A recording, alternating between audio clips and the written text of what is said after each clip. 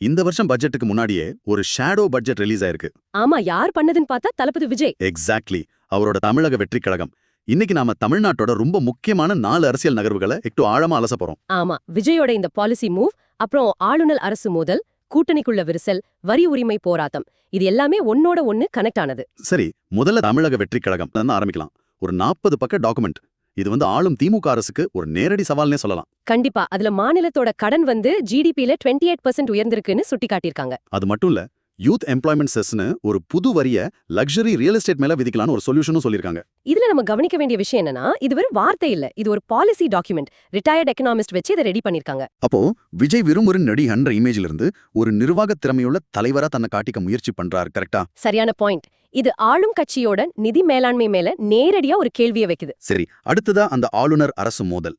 ராஜ்பவன்ல இருந்து ஒரு 10 மசோதாக்களை திருப்பி அனுப்பியிருக்காங்களே. ஆமா, இது ஒரு கான்ஸ்டிடியூஷனல் பேட்டிலோட அடுத்த கட்டம்னு சொல்லலாம். அதுல ரொம்ப முக்கியமானது மாநில பல்கலைக்கழகங்களோட வேந்தர் பதவியிலிருந்து ஆளுநரை நீக்கிற மசோதா. அதுக்கு அவர் சொல்ற காரணம் என்ன? யுஜிசி விதிகள். ஓகே. ஆமா, யுஜிசி விதிகளுக்கு இது முரணா இருக்குன்னு ஆளுநர் RN ரவி காரணம் சொல்லியிருக்கார்.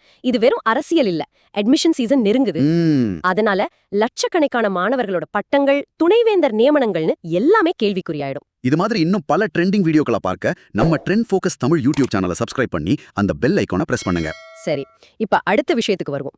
திமுக காங்கிரஸ் கூட்டணி. ஆமா, தமிழ்நாட்டுல இந்தியா பிளாக்ல முதல் விரிசல்னு சொல்லலாமா?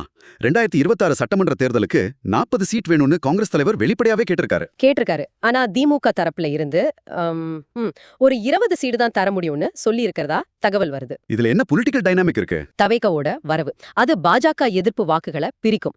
அதனால திமுக இத ஒரு பார்கனிங் சிப்பா யூஸ் பண்ணுது. ஓ, அப்ப காங்கிரஸ் ரொம்ப அழுத்தம் கொடுத்தா கூட்டணி உடையவும் வாய்ப்பு இருக்கா? வாய்ப்பு இருக்கு. இல்லனா ஒரு மூன்றாவது அணி கூட உருவாகலாம். விஜயோட வருகை இந்த கணக்கையே மாத்திருச்சு. இது ரொம்ப சுவாரஸ்யமா இருக்கு. ஏன்னா ஒரு பக்கம் மாநிலத்துக்குள்ள இந்த மாதிரி பிரச்சனைகள், ஆனா இன்னொரு பக்கம் தென்னிந்திய மாநிலங்கள்லாம் ஒன்னா சேர்ந்து மத்திய அரசுக்கு இதுல ஒரு போராட்டத்தை அறிவிச்சிருக்காங்க. ஆமா, வரி உரிமை போராட்டம் 2.2. இது ஒரு ஜியோ பொலிட்டிக்கல் ஷிஃப்ட். தமிழ்நாடு, கேரளா, கர்நாடகா முதலமைச்சர்கள் February 8ஆம் தேதி டெல்லியில போராட்டம்னு சொல்லியிருக்காங்க. அவங்களோட வாதம் என்ன?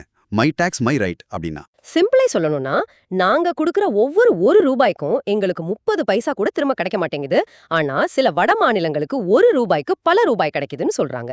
அப்போ இது வெறும் நிதி சம்பந்தப்பட்ட பிரச்சனை இல்லையா? இல்லவே இல்ல. இது பிஸ்கல் ஃபெடரலிசம், அதாவது நிதி கூட்டாட்சியா ஒரு முக்கியமான தேர்தல் ஆயுதமா மாத்துற ஒரு முயற்சி. ஓகே. இது தென்னிந்திய மாநிலங்களை மத்திய அரசுக்கு எதிராக ஒரு சக்தி வாய்ந்த பொலிட்டிக்கல் பிளாக்கா மாத்தி 2026 தேர்தலை ஒரு வடக்கு வர்சஸ் தெற்கு வளப்பங்கீடுங்கிற நேரட்டிவ்குள்ள கொண்டு வருது. நாம விவாதிச்ச இந்த விஷயங்களை பத்தி உங்க கருத்து என்ன? நம்ம ட்ரெண்ட் ஃபோக்கஸ் தமிழ் யூடியூப் சேனலோட கமெண்ட் செக்ஷன்ல பதிவிடுங்க. சரி, உங்களுக்காக ஒரு கடைசி கேள்வி. இந்த நிதி கூட்டாட்சிங்கிற பிரச்சனை 2026 தேர்தலோட முக்கிய விஷயமா மாறுச்சுன்னா, தேசிய கட்சி அரசியலை விட மாநில அடையாள அரசியல் தமிழ்நாட்டுல மேலோங்குமா? யோசிச்சு பாருங்க.